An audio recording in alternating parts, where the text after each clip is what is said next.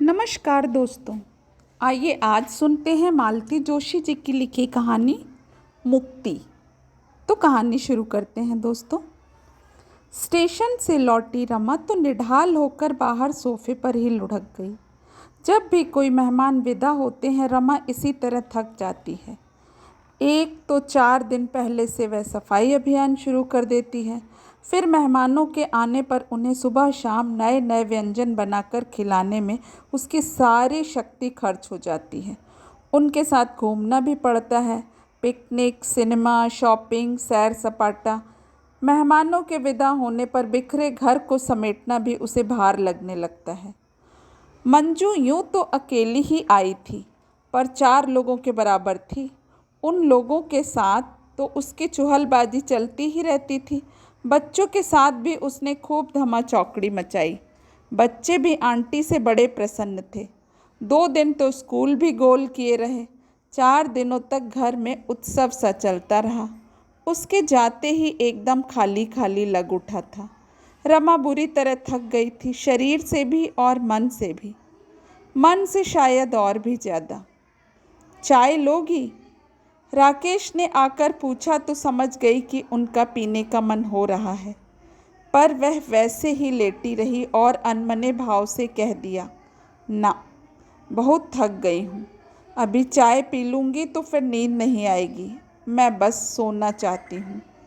तो अंदर जाकर लेट जाओ ना, बिस्तर लग गए हैं। वह उपकृत भाव से उठी और बेडरूम में जाकर लेट गई। राकेश पर उसे प्यार आने लगा। सच, कितने समझदार हैं। कपड़े बदलने भीतर आए होंगे, उतनी देर में चादरें भी बदल दी। जानते हैं ना कि वह बहुत थक गई है। रसोई से हल्की खटर पटर की आवाज़ आ रही थी, पर उसने ध्यान नहीं दिया। स्टेशन जाने से पहले सभी लोग भारी भरकम नाश्ता कर चुके थे। तभी यह तय हो गया था कि अब रात का खाना गोल कर दिया जाएगा। उसी घोषणा का सहारा लिए वह चुपचाप पड़ रही। बोर हो गई थी वह। उसका मन विद्रोह कर उठा। सुबह शाम वही चाय नाश्ता, वही खाना, इसी धुरी पर सदा घूमते रहो। छी, यह भी कोई जिंदगी है? मंजू को देखो, कैसा अलमस्त जीवन है। मन हुआ बना लिया, मन हुआ बाहर खा लिया।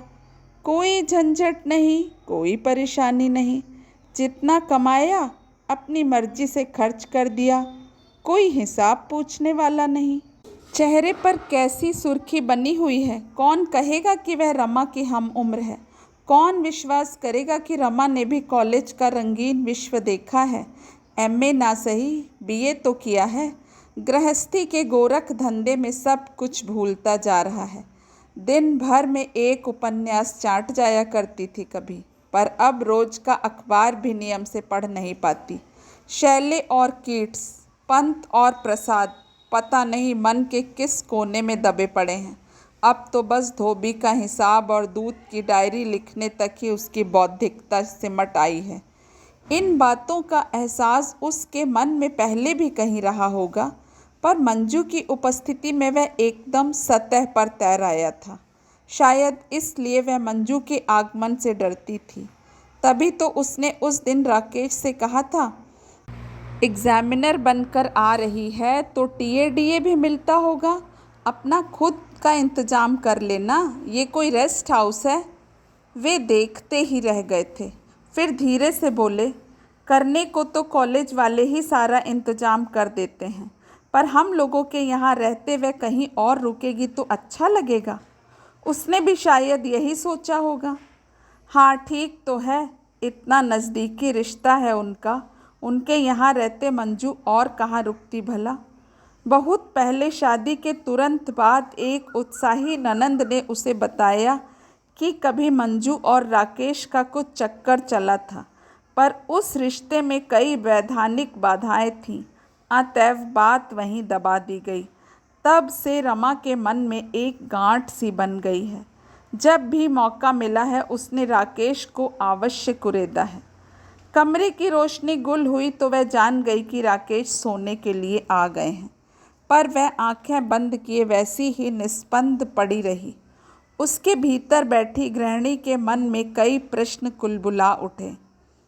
दूध की अलमारी बंद तो कर दी थी, बाहर वाले दरवाजे का ताला ठीक से देख लिया था, बच्चों के कमरे की लाइट जल तो नहीं रही, पर उसने सबको डांट कर चुप कर दिया। आज वह सिर्फ आराम करेगी, बहुत थक गई है। जिस दिन से घर में पाँव दिया है खट रही है। आज चैन की नींद सोएगी। लेकिन बगल वाले पलंग पर नाक बजनी शुरू हो जाने के बाद भी वह जाग रही थी। हाँ, राकेश को सोया जानकर उसने अपनी आंखें खोल दी थी और नीले बेड लैंप की रोशनी में वे पता नहीं क्या खोज रही थी। ये पिछले 4 दिन उसने बेहद तनाव में गुजारे थे। उसे अब अपने पर ही आश्चर्य हो रहा था। मन में इतना विष समेटे भी वह स्नेह की मूर्ति क्यों बनी रही, क्यों खटती रही इतना? उपेक्षा भी तो कर सकती थी। शायद वह मंजू को दिखाना चाहती थी कि वह कितनी सुगढ़ गृहिणी है। मंजू के बिना भी राकेश की गृहस्थी कितनी सुखी है, संतुष्ट है। शायद यह भी जताना चाहा हो कि वह कितनी उदार मना है। राकेश की पूर्व प्रेमिका का भी वह खुले दिल से स्वागत कर सकती है। ये 4 दिन उसके लिए जैसे तलवार की धार बन गए थे। एक ओर अपनी सफल सुखी गृहस्थी का विज्ञापन जारी था, दूसरी ओर पति की चौकस निगाहों से चौकीदारी भी करनी थी। रात कब आंख लगी पता नहीं चला। जब उठी तो देखा धूप पूरे कमरे में भर गई थी। घड़ी देखी 8:30 हो रहे थे। वह हड़बड़ा कर बाहर आई, देखा नीता कपड़ों पर प्रेस कर रही है। मम्मी, चाय बना रखी है, तुम गरम कर लोगी प्लीज़? 8:30 हो रहे हैं, मुझे जगाया क्यों नहीं? पापा ने मना कर दिया था। रसोई में आकर देखा पूरा प्लेटफॉर्म सामान से अटा पड़ा है। परात में ढेर सा आटा सना रखा है। ये क्या, पूरे मोहल्ले को न्योतने का इरादा है? गीला हो गया था ना, फिर और मिलाना पड़ा। सुमित कहाँ है? स्कूल गया है, उसकी बस तो 7 बजे ही आ जाती है। नाश्ता करवा दिया था, दूध के साथ बिस्कुट दे दिए थे, टिफ़िन में मठरी और केक रख दी है। पापा कहाँ गए हैं? बाजार गए हैं, शायद इडली सांभर लाएंगे। इडली की क्या ज़रूरत पड़ गई? एक दिन जग ना पाऊँ तो हंगामा हो जाता है। आवाज़ नहीं दे सकते तुम लोग? पापा ने मना कर दिया था। सुबह से रेडियो भी नहीं लगाने दिया। बोले मम्मी बहुत थकी हुई है, सोने दो। पता है, तुम्हारे कमरे के दरवाजे खिड़की तक बंद कर दिए थे, अभी बाहर जाते हुए खोल कर गए हैं, नहीं तो पता नहीं कब तक सोती। बड़ा अच्छा किया, उसने मुंह बिचकार कर कहा। खूब आराम करवाया है, अब ये सारा फैलाव समेटते समेटते सब वसूल हो जाएगा।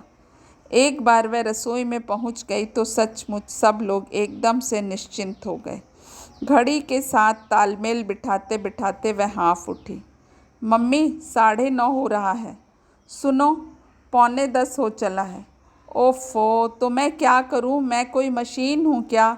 वह बड़बड़ाती रही, पर 10 के घंटे के साथ उसने खाना टेबल पर लगा दिया। खाना खाते समय देखा राकेश की उंगली पर पट्टी बंधी है। ये क्या हुआ?